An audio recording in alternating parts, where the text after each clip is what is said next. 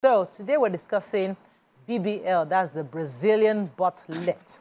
So according to a report that we got, a 36-year-old Nigerian woman identified as Abiola has been confirmed dead while undergoing the Brazilian butt lift BBL surgery at a clinic in Lekki, Lagos State. This is one of too many deaths that has been recorded over time. So the question is it not I don't want to say is it worth it, because the truth is that many people do these things. But I think the real question is, can these doctors be held accountable for the negligence that occurs during these procedures? And also, is it worth the risk, I would say, especially where you know that there's no guarantee that you might get a successful procedure? And why we have lots of young ladies suddenly beginning to look for this option to enhance their body parts. That's the conversation this morning, because the truth is many people are considering, some have considered, some have gone under the knife. And I mean, I would even say that I know quite a number of people that are ready to go to surgeries for different things. Even I have expressed my interest in considering some procedures for certain parts, you know, because we all have things. I mean, I have scars over my body, and I feel that, okay, I want to smoothen out my this region. It looks there's so many accidented parts. So I'd like to do some surgery to lift some things here and cover, so just smoothing it out a bit so I can wear shorts comfortably.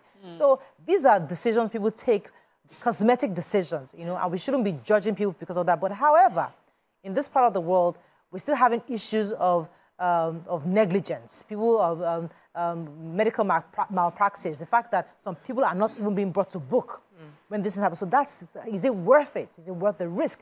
That's the conversation. You can call us on 081 0764 1679, 090 241 You can also tweet to us at TVC Connect. Please hashtag YourViewTVC so we can read the tweets. Who'd like to start with? Okay, people will want what they want, and there's nothing we can do about it.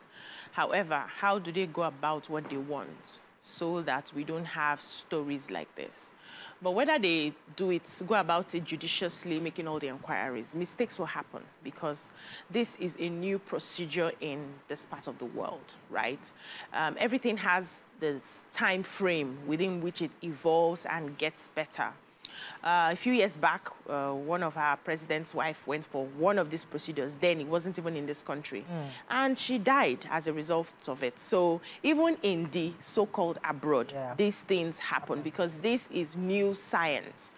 This is, you know, something that a lot of research is still being developed to aid things like this. And it's going to take a very long time for us to get to a space where people are doing it like you walk in and you walk out. It's going to take a while because a lot of things are still being put in place. And Nigeria, knowing how we are medically, we have a lot of fantastic doctors in this part of the world, but we are still not there yet, especially when it comes to infrastructure and some things that need to be put in place. So we don't know exactly what happened in this case. There may be some things that are missing, the person who conducted the surgery. So we don't know if they had, you know, finished the surgery before the accident happened, the misinjection happened, or they were just prepping to go into the surgery. We don't have all of these details because the details would have helped us understand exactly what happened. If it was a wrong injection that was given, or the fact that the procedure now had complications, those will help us understand, because data is very important as we are evolving and developing. And a lot of people are saving money to go and do some of these procedures.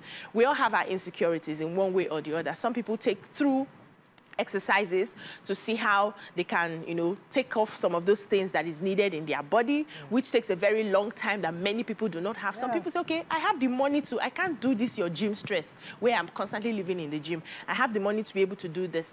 But we must begin to ask the right question. So I know of certain people who, in their clinic, and this is also where government needs to start holding some of these clinics accountable.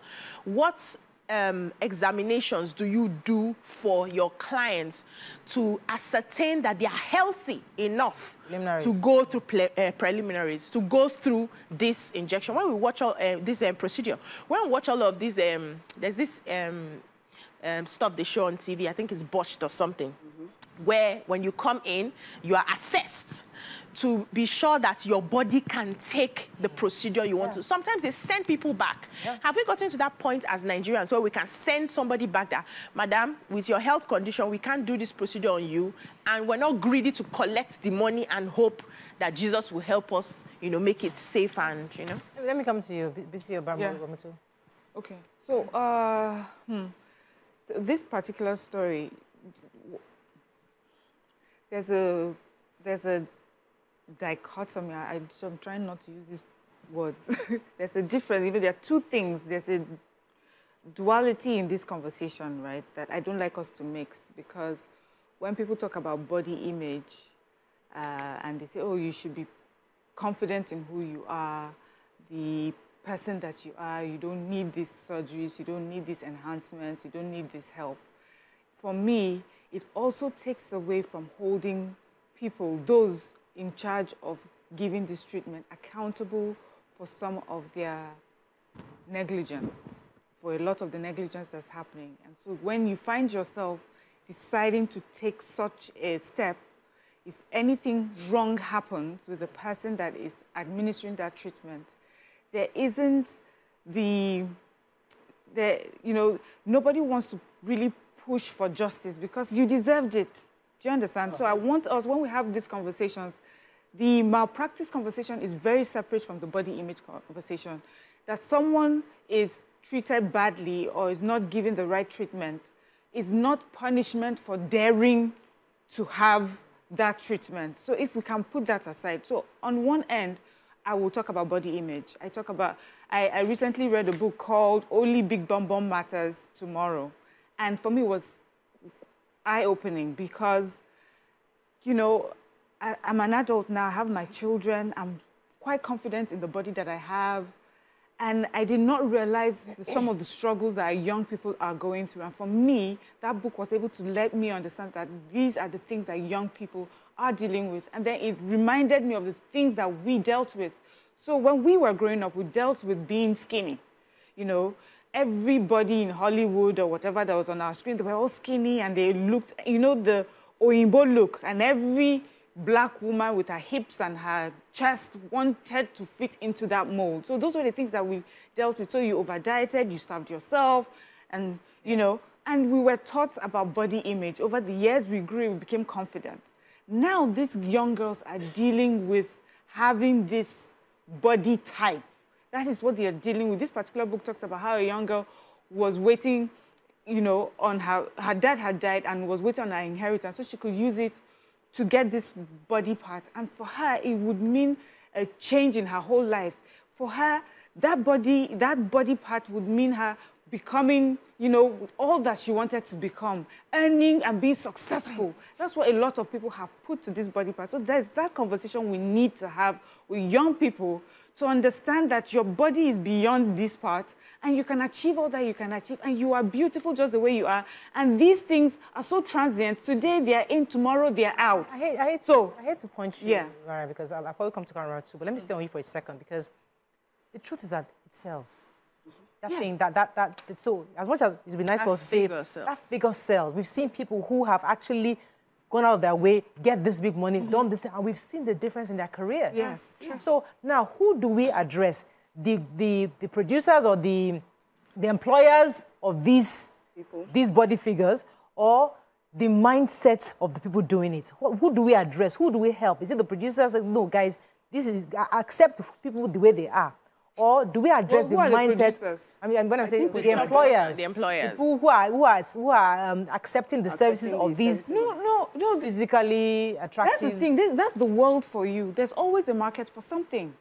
I'm now talking to the person who, you know, is growing up and trying to make decisions for themselves, and I'm telling them right now that these things do not necessarily, you know, make or mar you. Sometimes you do these things. We hear the stories of those who have made something from it. How about the stories of those who haven't? How about the stories of those who did it and realized nothing has changed, you know? So for me, it's for the young girl, specifically because I read this book, for the young girl out there thinking, I have to put all my monies together to do this.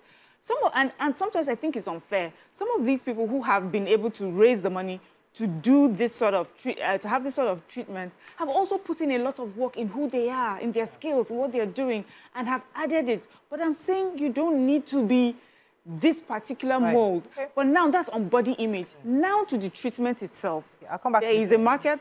I'll come back to I'll come to treatment for a second. Let me come to you, Ramati. What are your thoughts on this? Yeah, okay. So from what you asked the question, and I'll tell you that we are going to, it's better to deal with people who have that mindset. First of all, because number one, I feel you have to be content with who you are and the way you look.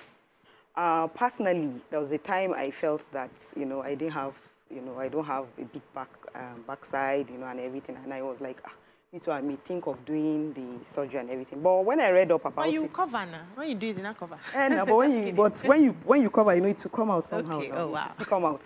So I exercised, I did squatting, I did everything for 2 years. But instead, in fact, because I was burning fat, I shared the place now, it was fat that was plenty there. So it was going down and everything. So I was not even getting the shape that I wanted. So I started thinking of this BBL. But when I went online and I read about it, I realized that the success rate is 50-50.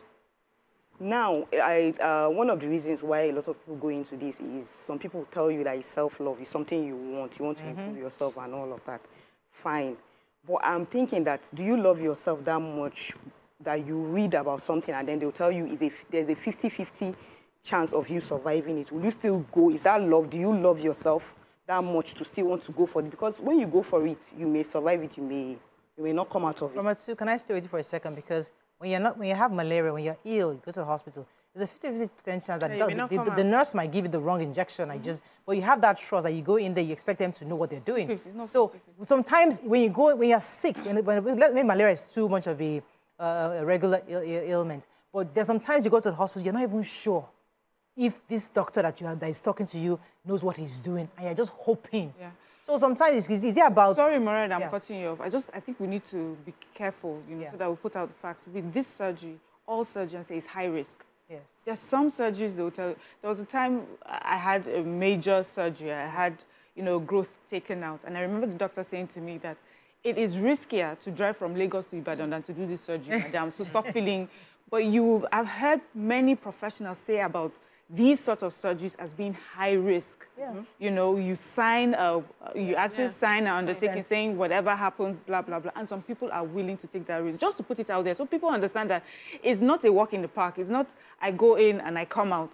Maybe we'll get there eventually, but the way it is now, this is it. Now, secondly, the second risk is doing it here in Nigeria, where I was going to go, which is I find that a lot of people are licensed sort of to do this in Nigeria.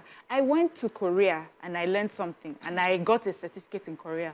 But when you come back with that certificate, what board in Nigeria certifies that you are qualified to practice this on Nigerian citizens? For us in Nigeria, we're just so excited that this person went to this country, went to that country, went to Turkey and has it and is able to do it. In America and the UK, the people who live there and don't do it there, the reason they leave those countries to go to places like Turkey is because they say, and there's one other, Tijuana or wherever that they go, and it's because they're cheaper there. But they will tell you that the risk is higher there because there's also the after-treatment thing that you're supposed to get, which they do not do so well for them. So this is high risk. Let's put it out there. And then when there are malpractices, what exactly do we do to these people to sort of serve as a deterrent to anyone who is not properly qualified, who is a quack, who's just there to get as much money, to stop them from doing it and protect Nigerian citizens? That's why I was saying that my fear for Nigerian citizens, especially those doing it here, is that because many Nigerians feel, why should you be doing it in the first place? They do not care that the people that are carrying this are not qualified to do it. And so they are getting away with killing people and mutilating people because we are not going to push for justice. These procedures are cheaper in Nigeria because many Nigerians abroad come here procedures because it's so expensive. Insurance company will pay you pay through your nose. So here it's cheaper. So they look for this qualified doctor. Say, okay, let me come and do it. But I was going to address what Ramatu said, and maybe BC can help us because when you look at someone like me, let me use myself as an example. For many years, I've carried a lot of my scars. I've pouches on my thighs because obviously there's residue from my accident and everything. And I've always owned those things. For me, I was proud and confident, that's who I am. And But I'm getting to a phase in my life when I feel, okay, I have won those things confidently. I have shown my scars. The whole Nigeria knows that you had an accident. It's time for you. I am at a level that I want to, you know, resculpt those places. I want to look, and I want to do that. So I don't want to be accused and say, Mariah, are you weighing the options? Do you really love yourself enough to be sure that you are going under the knife? Are you choosing right? Because I want to have that conversation. I want to have that procedure. So now, what kind of fear? So as a person, as a Nigerian, I'm trusting that a company that I go to, they would actually do the right thing for me. So my worry is that I am not protected. Just like you said earlier, that because it's the kind of procedure I'm going to do, does the law protect me to be sure that this person that I'm going to does not put my life in danger such that it be a different matter? So I agree with Miriam, absolutely. We just focus on who send them. Maybe they have money. Maybe they are doing this. They want to go and do a show. That's why they are doing something like this. And then we take away from, you know, holding people accountable. So this is where the government should come in, where everybody and unfortunately, I think the clinics that they do some of these things, they look like houses. You won't even know that something is happening there. Like the ones I have seen around the island, you won't even know something's happening there. And I'm asking, is the government aware that so and so is happening in this place? And how do we start holding these people accountable if government in the first place does not know that this person came back from Obodo Ibo and set up a business like this in the first place? So this is also where we Nigerians should start holding ourselves accountable by calling the attention of which body should be in charge of something like this. Are we going to the commissions that handle the health issues in Nigeria to come and investigate to be sure that this person is actually qualified, check their certificates and all of that, so that if there's a mistake, it goes, you know, into data normally as this person is qualified, but this is a mistake that was done by oversight or whatever it is that it is. That's one way that we can hold, you know, that government can help the people who are desiring some of these things. We cannot stop people from desiring what they desire, because this is also one of the ways that some of these medical achievements that we have in the world came about. You know, somebody sat down and said, no, instead of opening the brain for surgery, we can use laser. And they did experiments, and I'm sure a lot of people died before they were able to get the right treatment. So this is also something that beauty sells. Well, let's not deceive ourselves. It sells all, you have a call? No, it sells, okay, yeah, it sells all over the world. And we will be deceiving ourselves and our young ones if we want them to ignore the fact that beauty sells. Unfortunately for them, they came into a world where it's all about appearance. That's the world that we're in now. So while you're teaching them to own it, have confidence and all of that, do not ignore the fact that they are going out there, they're having influences, they're meeting people, and they may change their mind tomorrow and say, okay, I just want to be about appearance. Okay. Let's protect them. Let me go on a short break, because I'd like us to touch on the moral code. And stay with us, we'll be right back. Thanks for staying with us. All right, so we've been talking as well-informed women who have quite a bit of exposure and understand things from different perspectives. Now, I'd like you ladies to wear on your Nigerian hats, like fully complete and total Nigerian hats. Are you listening to me? I'm listening. You see, I don't get Nigerian hats. I want you guys to wear your Nigerian hats in the sense that this is a 36-year-old woman that has just lost her life. And, you know, you're thinking of a 36-year-old. What is a woman like that thinking? I mean, you said earlier that the world we live in right now, young people, this is their life. The body cells, the appearances, cells, and all that.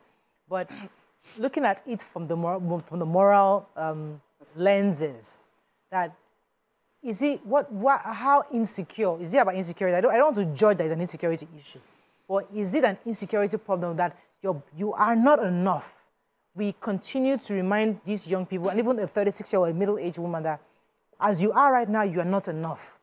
Now that there's an option to do this, you must take it so that you can look a certain way to get certain, to get into certain circles or to be accepted in certain ways. Because I thought we're trying to remind ourselves. I thought the message we wanted to raise our children is to be confident in whatever body they find themselves. And now we're contradicting ourselves by saying, oh, well, if you get to a certain age and you're old enough and you feel that you can want to choose here, you can't. Hey, the options are available. So what exactly are we preaching to young people? What are we trying to do exactly? Are we giving mixed messages out there? 1 second, be comfortable. Next second, if you want to, go ahead and do it. As I said, put on your Nigerian self now. Moral hat. So judge this matter. I think I already said what I was going to tell young people, which is you're enough. you know, and and you need to be confident in that, especially when you're young and growing and understanding yourself. So you are enough. And I think that's what a lot of, in fact, I think the Nigerians, in fact, when you say wear your Nigerian hat, I think that's what many Nigerians are telling young people. Now, when you say, but someone, and then you say, okay, when you're old enough, then every decision you take is yours, solely yours, good or bad, whatever the outcome. And we're hoping also that by that age, you are able to weigh everything and come to a decision that I think is best for you. Now, for me, I don't have a problem with all types of surgery. I have a problem with a particular, and also the reason why you think you have to do it. That's my own issue. I don't have a problem with people who have to redo your teeth because your teeth, while growing up, it has, you know, you had serious cavities and whatever. You grew up in maybe you didn't have enough money when you were growing up. It really affected, and you are able to get your teeth done as long as you're doing it in the right place. I don't have a problem with someone who's had burn issues and they're trying to, you know, help them. When I had my surgery, let me tell you how Oyinbo people think. I was younger then, and in my notes, the lady said, we're doing a keyhole surgery for her because she's still young and body image still important. When I met the Nigerian doctor has said, cut her large L across her stomach. Oyinbo put into consideration my youth, my mindset. Yes, so we understand beauty and how important beauty is, especially also when you're a certain age. But we're saying, hope you're not making a long-term decision that is not that important, that has such a high risk that it may tilt you over to worse than you started off. So for me, that is the message, that in the end, when you finally make that decision, is it worth it? Right. Okay. Let me take Engineer Ajala. Thanks for calling. You're live. I'll come to you, Ramatu. Engineer Ajala, thanks for calling. Yeah. Good morning. Hello, good morning. Good morning. Go ahead. You're live, please. Go ahead. Yeah, good morning, Ryan. Welcome to the show. Thank you very much. On the issue of BBL and this modern very issues that going on, and like, I don't know. I'm not sure I can hear him. Go ahead, man. Yeah, so it's a high-risk surgery, and there's a 50-50% chance of it of death and all of that. And again, it's voluntary. It's something that you want to go in and do. So it's something that's, it's not really compulsory for you to do it. And for me, as far as I'm concerned, I don't think it's something that we should put ourselves, a risk worth taking. Because, and thank God these days, the Chinese have made it easier for us. They have brought different types of bots. Foam. There's the one with foam. No, there's the silicone one. There's the silicone one. It's only me that will know that I'm wearing it. So I'll put it. No, it doesn't shift like that. Then there's the silicone type. There's the silicone type. There's the silicone type. The silicone type, if you touch it, it feels like it's like human body. At least those are substitutes instead of actually going there to go and cut yourself. Risk. She has told us the experience. Silicone type, the foam type. She said it does not. We said that doesn't mean it does not shift like that. How does it? Don't mind this. Don't mind this. Yeah. So so those are the things. Those are other options. But I don't think it's worth taking that risk. We should learn to. I think it's coming out from insecurities. As far as I'm concerned. Everything is insecurity. Ramatu, have you finished? Yes, okay. Everybody has insecurities. It plays out in different ways, right? A people pleaser has insecurity issues. And that's why he or she keeps pleasing people so that she's liked or put in the group. You know, if you want to check by the metrics of insecurity, we all have baggages of it, but it plays out in different ways. So you see another one play out with the shape of her body, another one is playing out with how she interacts with people, another one is playing out in different ways. They are all insecurities. The focus for educating young people is to let them understand who they are Identity is very important. Have confidence in themselves, love themselves enough, and put their priorities straight. Once you get that sorted, every other decision you make as an adult is on you. Now, in putting priorities straight, I've seen people who have done BBL and they're living in rented apartments and they're still jumping taxis. They don't have a car. And in my head, I'm like, how do you gather money to do this? And yet, you are not in a place where the bonbon can even rest on a soft foam. So what are your priorities? But the person who probably did it to be able to use that body to attract her, to make her life softer. Who am I to judge that person? Now, when it comes to the matter of death, I do not believe anybody dies before their time. I believe that death will come. It's just, unfortunately, when we come here, we forget our expiry date. But everybody has an expiry date. And maybe it's in your destiny that is BBL that will expire you. Or you could not have done BBL and then an accident expires you. Or food poisoning expires you. Anything expires. People have, we're talking about, the newspaper review this, mortality rate, children dying at birth, maternal mortality rate and all of that. Those are deaths, and deaths would happen.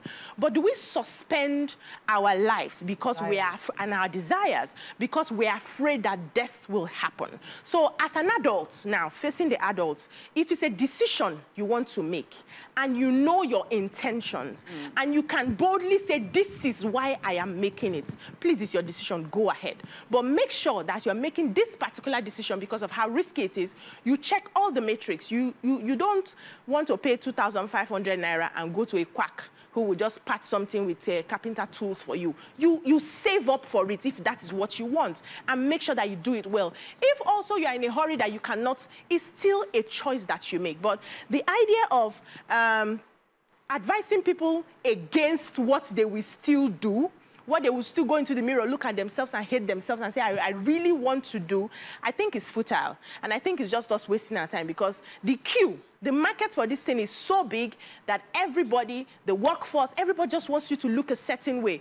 But if you know your priorities and you've gotten to an age and you feel, okay, I think I'm okay to try this now.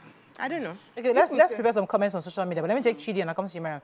Chidi from Ibafo, thanks for calling in. Good morning. Good morning, Chidi. Yes, I just want to make my contribution. Please. Okay. I'm a first-time caller. Welcome to the show. Okay, you see, I want to say one thing here that, you see, ladies, no matter what you look like, you always have your choice. I'm talking from the as a man's perspective. So, and I remember the year my wife had ovarian cyst operation. The doctor called me and said, I need to do this thing because the size of the ovarian cyst is 7.5 by 5.7. I asked the question, what is the success rate? But being a very good and want to maintain his ethics, did not disclose the success rate to me. It's an hospital and they got by the expressway. I don't want to do the advert. So, being a man, I took it upon myself. I called my wife that, look, we are going to succeed. This is about life. And if I did not do it, I will lose her. So, for girls doing this BBL or whatever you are talking about, they should consider the moral implications. And the doctors have also said that it is a 50-50 chance. A normal person that they tell you 50-50 chance and you still go ahead and do it. Like the other scholar, the other presenter there was saying that if anybody can, you have to expire in time. But the moral thing here is that Thank you so much, Chidi. I didn't hear most of it, but I'm sure our viewers heard. Yeah, so I'm going to say that I think there's still a place for advising people and reminding them of who they are and what they are confident. It does not matter whether you're young or you're old. Yes, it will be futile for some, and until it's futile, it's okay that you can give this advice. Even at the surgeon's, office, they also give you advice. They also ask you some questions, ask you if what you're about to carry out, if you're sure of it, if you think it's so important. There are some surgeons, this is their bread and butter, but they will not do a surgery on a particular person when they have looked at all the indices and they don't think this works for you. So, we see the shows now where they would say, I'm sorry, we can't do this because this is what it will mean for you in the future. This is how it would affect your life in the future. But these people still go on to someone else who is willing to do it for them. So who are you? So you decide who the sort of human being I think you want to be, which is, do you just let people be? But now, as a full-grown adult, when you decide to take a step, I agree, BC, that, you know, we all have our expiry dates, but I also agree that sometimes it can be hastened. Yes. Use your money to buy the debt. Yeah, it can be hastened because of mistakes, because of malpractices, and that is what I want to speak to when we talk about the surgeries that happen anywhere, that you're making the right decision for you, that is healthy, that is safe. If you have put that, please also put that into consideration. So it's not about how much money I've gathered. That's good too, you're putting it together, but who is it that you're going to, that is going to administer this? Because that person could just take your life away for nothing. Let's touch on the those who are doing it for wrong reasons, you know, spouse. I know I've heard of people who their spouse is cheating on them and they think it's because their body is not attractive anymore. People are having medical issues. Somebody's obese, you want to look a certain way because you just feel like all your friends look a certain way and you've tried, you've struggled, and it's affecting your insecurity, and you just feel that this is a decision. Now, a quick question is that a wrong reason or is it a bad reason? I mean, as a wife, can I say, I want to look sexier for my husband? Is that a bad decision? I mean, would society judge me because I know my husband is cheating on me with this. Following somebody that has... Yes. And I realize that, okay, it's because of this. And I want to remove this big butt. I want this big stomach up there in front of me. I want to, you know, I want to cut myself. Mommy makeover is. Yeah. Mommy makeover. It's called mommy makeovers, right? Yeah. Take away everything. Yeah. Is that, should I be judged because of that? Okay, I think... Okay, so yeah, I don't think you should be judged based on that. But me, Islamically, it's not so good for you to touch your body. So I don't think... all I can do is I can make my husband like my body more. I can try and do some ways. I can do something to make a husband do anything. You can't make any man do anything. But it's not going to stop him from cheating, even if I still go ahead to go and do it. It will stop him from cheating. True. So it's a personal thing. It's if I really want to do it. But that's what I'm saying, that it's not worth the risk.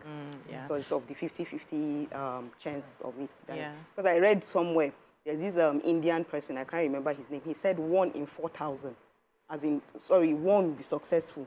Like 4,000. That was an old surgery. That's an old research. But if the people that you see that they do it, you can tell. Once you see someone that did BBL, you can tell. Because it will be big. Then they're not trying to hide it. They're not even trying to hide it. They're not trying to hide it. They want you to know. It's also a status symbol. Because it's not cheap. It's not cheap. So I don't think we should take any decision because of people, right? You should be strong in yourself to understand that people will do what people will do, and you cannot change people from doing what they will do. If you have a husband or a wife who is cheating, their cheating has got nothing on you. It's not because of what you have done that is making them cheat. It's a choice that they have made. And you're going to change your body to see how he can transform. Tomorrow he may even like the one that has a smaller boobs and, you know, decides to cheat with her. It depends on that. So if you have to do something like this, especially when it has to do with changing your body appearance, make sure that is the right intention. And for me, what is the right intention is that you really want to do it by yourself for reasons best known to you. I don't care about your reasons. I don't need you to explain your reasons to me. But it's not because of an influence of somebody saying something to you, or somebody teasing you, or somebody making you feel bad, or somebody cheating on you that you want to take that decision, because it's a heavy one considering the risk, you know, the 50-50 we've talked about. So if you want to do it for you, do it for you. I've seen ladies who, for the better part of their life, they always felt inadequate because a certain body part was looking somehow. And when this opportunity came, the first thing I heard is, babe, I won't go do. And I'm like, because I've experienced what this person had gone through, growing up and everything, I felt bad to advise her not to do it. Why? Because even at the time that we were growing up, so some of us have these gifts that God just gave us there. So she would look at me and say, you are saying this because you have this. And if you were in my shoes, I don't think you'll be seeing it that way. So I just asked her, please, where are you going to do it? Have you spoken to the person? What's their track record? Go on the website and everything. She didn't do it in the country. She did it outside the country. And she came back and it was successful. And when she dresses up, I see the look, the confidence, the joy in her. She's married though. It's not like she was doing it for anything else. She just wanted to look good. And it's good for her. Now, if I had gone back to say, no, don't do it, you go to hell and all of that. Go to hell? Yes. It will look like, oh, because you have. Because you think your body is fine. That's why you are making it seem like I've committed a sin. So people just need to do what they want to do if they want to do it. And own the consequences in case. We get some social media comments ready. Okay, yeah. So for me, I was going to say, you know, of course, do it for you, as they say, do it for you. But sometimes we actually... especially when we're talking about a woman who is saying she wants to do it because she wants to do it for her husband, to look better for her husband. You say, no, do it for you. But when we say to people, do it because you want to, really, people are doing it also for society because we think society likes this. You know, so what are we truly saying? What is do it for you? Is it really about doing it for you? If it's for your husband, it's do it for you. Part of you. But if it's society, it's do it for yourself. But it's society that's influencing you. The reason why you did not wake up one morning and think, I want to just do it, but you have seen someone do it and see someone do it, and in your mind, what you perceive are the benefits this person is getting from society, from doing it, is why she wants to do it. So who is really doing it for themselves anyway? But just for conversation's sake, do it for you, do it because it makes you feel confident. There are women that have been known to, after doing this, with the start off for their husbands, now decide that their husbands are not worthy of these new bodies and look for another husband that is now worthy of the new body. This man has put the money together. That's for men. Oh yes. Yes, they do. For cosmetic surgery. Yes. What do they do? Well, they do chest. Yes. Yeah. They have pet. Yes. Yeah. So you know, some of our men tend to become mammary as they get older. They now make them firmer, and then they do their tummies as well. They give them. I didn't know that. They do their faces. And a lot of men are doing. But you know also that they do the injections. So they do the elongating their chins. You gotta be kidding. They do their noses. Men. They do their lips. So it's a little men and women. Yes, and your Nigerian men are doing it. Yes. The Nigerian men are on the table. There's even hair transplant. Women. No. Yeah. Even hair transplant. So my sister did the hair transplant. I mean, how was it? She I mean, it cost her a lot of money, but she did for her front hair. No, she did in the US, in the UK. Okay. So she did it for that front part of it. She told me, and I saw her hair. It looks really nice. The whole front. I like that. Yeah. So I mean, I don't have solar panel very low. I tell you, they actually construct something for you. And so these things are there. But they come and go. There used to be a time, this solar panel that Madame talks about all the time was the height of beauty. Yeah. In fact, they say in the olden days, Oyinbo women would shave their heads so they would have more of a forehead. And some parts of Africa, they tend to have that sort of... But now, because everybody wants hairline... Who wants to be head? Told me, her name is Okweshen Jobi. Oh my goodness. Told me that men are doing enlargement also. Are you serious? Well, I've heard that. But I didn't know how. Tools enlargement. Let me know use the word she used in my ear. Why did you call her name? No, because mommy and daddy should hear that a question job is telling me that men too are doing tools and I didn't realize they do that. Really? They do. They should be doing them tools reduction too because men are hurting women. Yeah. So that area for their arms. Take out their arms. Yeah. Slimmer. All sorts of things. Moses Lawal says, the things people do out of low self-esteem and hunger for societal validation can be shocking. Any body modification that can't be achieved by modifying diet and or physical exercises should leave you with a last option of living positively as how you are. That's what he says.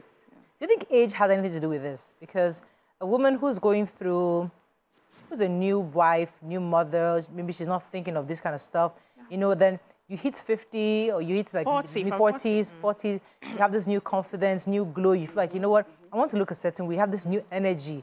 And so do you think age has something to do with these decisions or do you think it's just something that happens off the cuff? Yes, age, one, and the fact that there's this new rave for looking younger.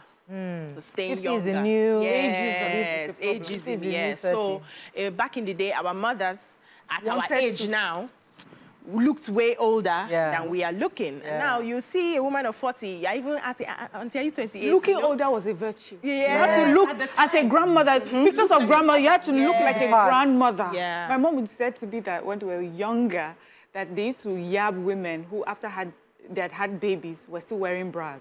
Like, what's she wearing bra for? Leave the thing. Don't be like that, you know. Yeah. So, but now we want to be 70. I saw one 70-year-old looking hard, but not through surgery, through workout and exercise. Yes. So there's that new. Well, it's not new. There's just the wave of, you know, younger and beautiful are the ones that are achieving success. There's something about that and women. For women, if you're beautiful, if you're young, there's like a thinking that it correlates to or translates to you are successful. You mean something. People see you. You are seen. You are important. And so many people want to hold on to that. What used to be important, where as a grandmother, I just wanted to be at home with my children. Now you want to be the grandmother that is traveling the world, wearing your bikini on Instagram. I wanted to call her. I'm like, girl, so grandma and Papa Nana doing a wow. I'm like, our type of jobs also determine, because I've seen housewives. They are working, but they are not in the public space where they are seen every day. Yes, and they are okay. You see the tummy bulging out from the suit, they're fine. Yeah, go to work, come back, take care of my children and all of that.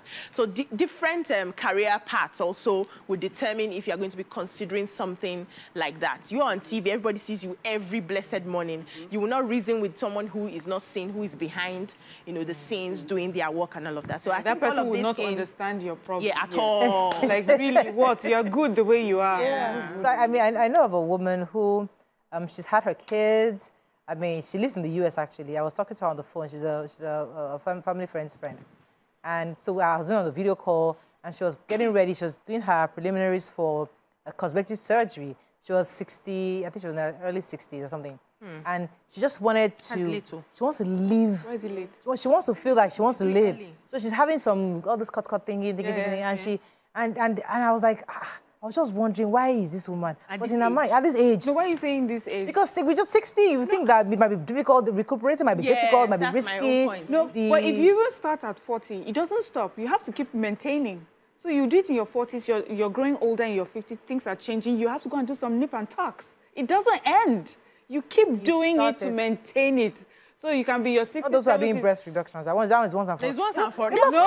No, that's if you want to be once and for all. Sometimes your implants expire. You have to take out the implants and put in new implants. It's not a one. I remember Pamela Anderson used to be really big. Yeah, I went online to go and look for her, and she seems to be the regular number now. Yes. And then sometimes you change it to bigger, you change it to smaller.